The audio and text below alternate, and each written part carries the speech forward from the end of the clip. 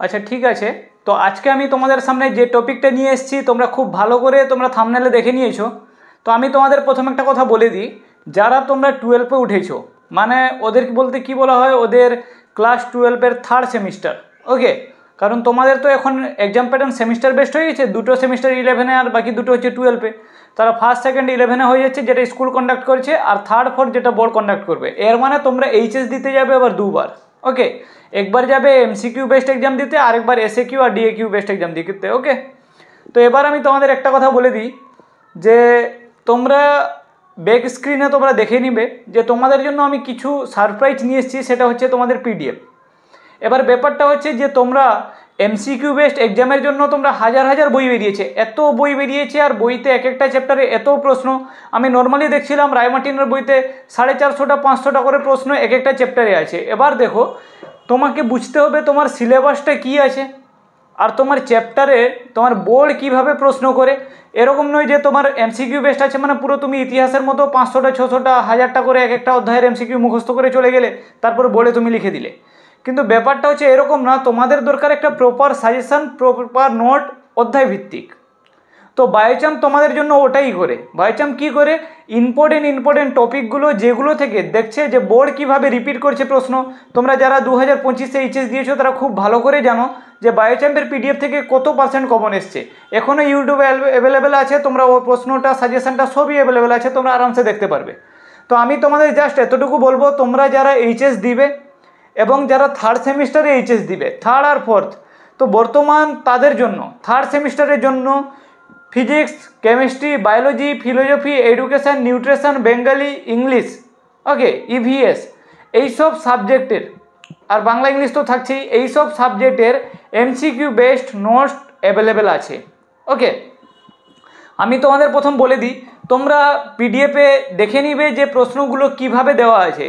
আর আমি বলতে চাইছি যে তোমরা দেখো, অনেক বই পড়বে, অনেক মানে বই পড়বে, অনেক অনুশীলনী প্র্যাকটিস করবে, অনেক আবার কোশ্চেন ব্যাংক বেরোবে, ওগুলো প্র্যাকটিস করবে, কিন্তু তোমাদের হাতে সময় অনেক কম আছে। 6 মাসের তোমাদের সেমিস্টার, আর এই 6 মাসের মধ্যে তোমাদের রিডিং পড়ে সিলেবাস কভার করতে হবে, তারপরে ইম্পর্টেন্ট প্রশ্নগুলো বাছাই করতে হবে। কি বললাম বুঝেছো? তাই তোমাদের সুবিধার্থে আমি নিয়ে এসেছি সাবজেক্ট টিচার দিয়ে ইম্পর্টেন্ট যে নোটসগুলো আছে, ইম্পর্টেন্ট চ্যাপ্টারগুলো, ইম্পর্টেন্ট টপিকগুলো, যেগুলো থেকে ইম্পর্টেন্ট কোশ্চেন হতে পারে, ওই সব প্রশ্ন তোমাদের সামনে তুলে ধরছি। তো তোমরা এখানে স্ক্রিনে দেখতে পাচ্ছ যে পিডিএফটা, তোমরা পিডিএফটা আমি স্ক্রল করে দিচ্ছি, তোমরা পিডিএফটা দেখে নাও। আমি তোমাদের বলি, তোমরা যারা চাও, যারা সায়েন্সে পড়ো তারা 35-এ 35 পেতে চাও, যারা আর্টসে পড়ো 40-এ 40 পেতে চাও। এবার তোমাদের মনে একটা প্রশ্ন উঠবে, স্যার আমাদের তো শুধু এমসিকিউ থাকবে না, আমাদের শূন্যস্থান পূরণ থাকবে, আমাদের ডান দিক বাম দিক মেল করানো থাকবে, আমাদের হচ্ছে ডায়াগ্রাম ভিত্তিক কোশ্চেন থাকবে, আমাদের অ্যাসার্সার রিজন থাকবে। তো এই যে বিবৃতিমূলক যা প্রশ্ন তোমাদের থাকবে, আমি বলছি তোমরা এই পিডিএফটা খুব ভালো করে করো। তারপরে আরেকটা ছোট পিডিএফ নিয়ে আসবো, যেটা তোমরা অ্যাবসলিউটলি ফ্রি পাবে, আর ওর লিঙ্কও আমি দিয়ে দিব ডেসক্রিপশানে। তো ওই পিডিএফের মধ্যে যা তোমরা ওই যে বাম দিক ডান দিক মেলানো, আর হচ্ছে অ্যাসার্সার রিজন, মানে যে বিবৃতি 1, বিবৃতি 2 আর সত্য মিথ্যা টাইপের যে প্রশ্ন 5টা থাকবে, তোমাদের নর্মালি দেখো 50% প্রশ্ন তো পুরো ইজি হবে, 30% কোশ্চেন মডারেট হবে, একটু হাই হবে, আর 20% কোশ্চেন, 20% মানে কত, যদি 40-এর মধ্যে 20% কত হবে, যে মাত্র বলতে গেলে কত, 40-এ 4 দুনে 8, তাহলে এই মাত্র কয়েকটা প্রশ্ন। ওকে, তাহলে 40 × 20/100, তাহলে এখানে এই যে পার্সেন্টেজ বের করে নিবে, তাহলে এখানে যে 8টা মতো প্রশ্ন তোমাদের কী হবে, 40টার মধ্যে একটু কঠিন হবে।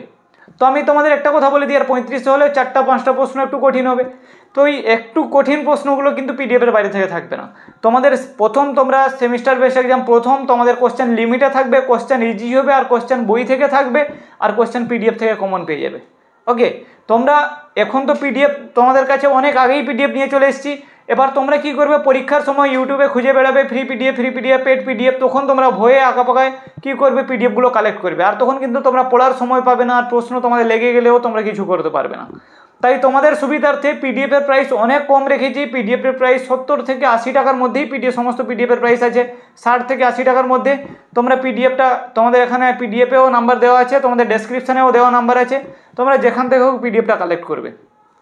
তোমরা হোয়াটসঅ্যাপে মেসেজ করবে, মেসেজ করার পর তোমরা কোন সাবজেক্টের পিডিএফ লাগবে তোমাদের লিস্ট পাঠিয়ে দেওয়া হবে, তোমরা পিডিএফটা কালেক্ট করে থরোলি পড়ে যাও। তোমাদের শুধু পিডিএফ দিয়ে ছেড়ে দিচ্ছি না, বায়োচাম্প এমনি করে না তোমাদের কাছে কোর্স বিক্রি করে ছেড়ে দেয় না একটা পিডিএফ।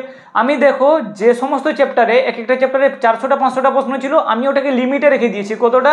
এই 40টা 50টা 55টা, একটা চ্যাপ্টার থেকে এতগুলো করা যায় না, 100টা প্রশ্ন। আমি যদি বলি 100টা প্রশ্ন, তাহলে তোমাদের যদি 5টা প্রশ্ন থাকে চ্যাপ্টার থাকে তাহলে 500টা প্রশ্ন, ওখান থেকে 35টা প্রশ্ন আরামসে কমন পেয়ে যাবে। তো তোমরা এত করতে চাও না, তোমাদের যে 60 বই আরও অন্যান্য বই বেরিয়েছে যেটা 4000 5000টা প্রশ্ন আছে, সেও সিলেবাসের ভিতরে সিলেবাসের বাইরে এত বই থেকে প্রশ্ন আছে। তো তোমরা জাস্ট পিডিএফটা কালেক্ট করো, পিডিএফটা প্রিন্ট করে নাও, পিডিএফটা কাজে লাগবে। শুধু এখানে নয়, তোমাদের এখানে যে পিডিএফে প্রিন্ট করতে টাকা বেশি খরচ হবে বলে 4টা অপশান দিইনি, জাস্ট যেটা উত্তর ওটা তোমাদের রেড কালি দিয়ে দেখানো আছে, মার্ক করে দেওয়া আছে, তোমরা ওটাতে আরামসে পড়তে পারবে। ওকে, এবার আমি তোমাদের বলে দিই, তোমরা যারা পিডিএফ চাও তারা ডেসক্রিপশনে নাম্বারে তোমরা হোয়াটসঅ্যাপে মেসেজ করো আর পিডিএফটা কালেক্ট করো। এবার আমি তোমাদের আরেকটা কথা বলে দিই, দেখো একটা কথা আমি নর্মালি বলছি যে পিডিএফটা শুধু দিয়ে দিচ্ছি, এর মানে এটা নয় যে শুধু পিডিএফটা পড়বে। তোমাদের কি এমসিকিউ বেস্ট এক্সাম, তো একবার বই রিডিং পড়বে, আর তোমাদের ওই কাজটাও বায়োচাম্প করে দিবে। তোমাদের যে রেগুলার ক্লাস হচ্ছে ওই ক্লাসের মধ্যে তোমরা কি হয়ে যাবে, যে যদি তোমরা জয়েন থাকো তাহলে তোমরা এখন থেকে কোন কোন টপিকগুলো ইম্পর্টেন্ট আর বইয়ের কোন লাইনগুলো পড়তে হবে তো ওগুলোও তোমাদের মার্ক করে দেওয়া হবে। ঠিক আছে, ভালো থেকো, বেস্ট অফ লাক। তোমরা যারা এখনও পিডিএফ কালেক্ট করোনি, তোমাদের হাতে সময় খুবই কম আছে, বলতে গেলে 6 মাস আছে। মানে তোমরা এবার বলবে স্যার 6 মাস মানে অনেক সময় আছে, না ওটা অনেক সময় না। সেমিস্টার বেস্ট এক্সামে সিলেবাস কভার করে যে কোশ্চেন উত্তর রেডি করতে তোমাদের অনেক সময় লেগে যাবে। ওকে, আর তোমাদের এই ছুটি করে কেটে যাবে, তারপর ডাইরেক্ট পরীক্ষা চলে আসবে। তো আমি তোমাদের একটা কথা বলে দিই, ডেসক্রিপ্ট কোশ্চেন একটু কিন্তু কঠিন হতে পারে, কিন্তু এমসিকিউ বেস্ট কোশ্চেন কঠিন হবে না। তাই তোমাদের ফার্স্ট টার্গেট রাখা উচিত যে 50% তো তোমাদের এমসিকিউ হবে আর 50% তো ডিএকিউ এসএকিউ এগুলো হবে। তো আমি তোমাদের বলছি তোমাদের টার্গেট 35-এ 35 বা 40-এ 40 তোমরা এই ফার্স্ট সেমিস্টার যেটা হচ্ছে 12-এর থার্ড সেমিস্টার থেকে তোমরা কিন্তু কালেক্ট করে নিও। কারণ যদি 50-এ 50% নাম্বারটা এখানে ফুল চলে আসে, তারপরে পরবর্তীকালে কিন্তু একটু সমস্যা হলেও কোশ্চেন কোনো অসুবিধা নেই। এবার তোমরা যদি ফার্স্ট সেমিস্টারে সাপ্লি খেয়ে যাও বা ফার্স্ট সেমিস্টারে যদি 15-20 এরকম করে নাম্বার পাও, তাহলে কিন্তু তোমাদের গোল্ড রেজাল্টটা খারাপ হয়ে যাবে। তাই তোমাদের সুবিধার্থে বায়োচাম্প নিয়ে এসছে পিডিএফ, তোমরা পিডিএফটা কালেক্ট করবে, সবাই পিডিএফটা কালেক্ট করবে। আর পিডিএফের মধ্যে যদি ত্রুটি থাকে ওগুলোকে আমি সলভ করে দিব, আর যে টপিক অসুবিধা হবে ওগুলোকে নিয়ে আমরা ভিডিও চলে আসবো। ঠিক আছে, ভালো থেকো, পিডিএফগুলো কালেক্ট করো, best of luck. Okay, by.